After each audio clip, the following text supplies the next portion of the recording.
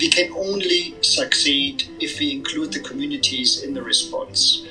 This is something that we have seen in HIV and AIDS. This is something we have seen very painfully in Ebola.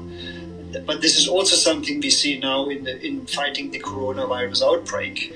Only if you engage the communities, only if you work with them and make sure that they understand what is happening and how they can contribute through their own behavior, we have a chance to really succeed. Stigma and discrimination, that seems to be coming through the way that this is being portrayed, not only in the media, but between people, between non-media, on WhatsApp, on Facebook, on Twitter.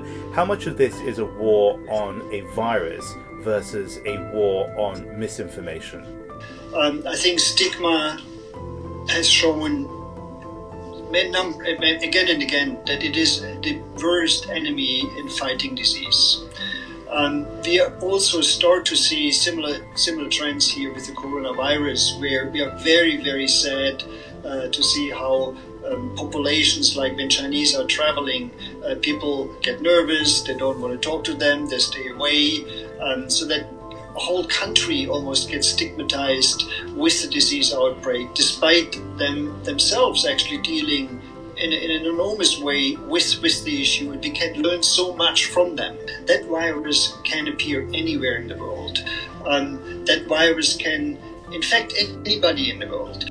WHO has been very against travel restrictions in the context of this outbreak and outbreaks in general, and to other people who live in impacted areas, they'll say that speaks against logic. If you have a problem, you contain it by shutting down borders. Why doesn't that make sense to you?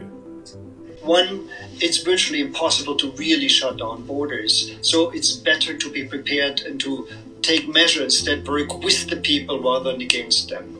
Secondly, what we have seen in some cases is that restrictions have been imposed on people where there really is no risk and there's no reason.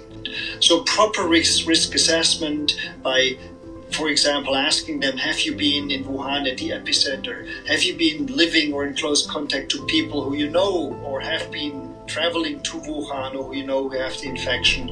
Those are the questions we should ask. You can take temperature checks to make sure that people are healthy when they travel. These are the measures that are much more helpful and are less, damaging to societies, to the economy, which in the end will harm everybody. Dr. Schwartlander, you're fighting a war on multiple fronts.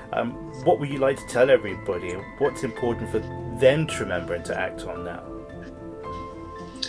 I think the most important is that we really don't forget the enormous effort and the burden that people take right now fighting the outbreak at the epicenter.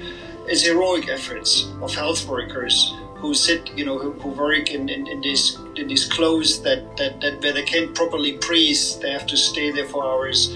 The healthcare workers who go out to the families to see how they can help those who are sick, so they don't have to go out on the road and on the streets and potentially exposing others to this. So those are the people that really deserve our thoughts and our support. Beyond that, I think this is the time where we can show global solidarity, where we all have to work together.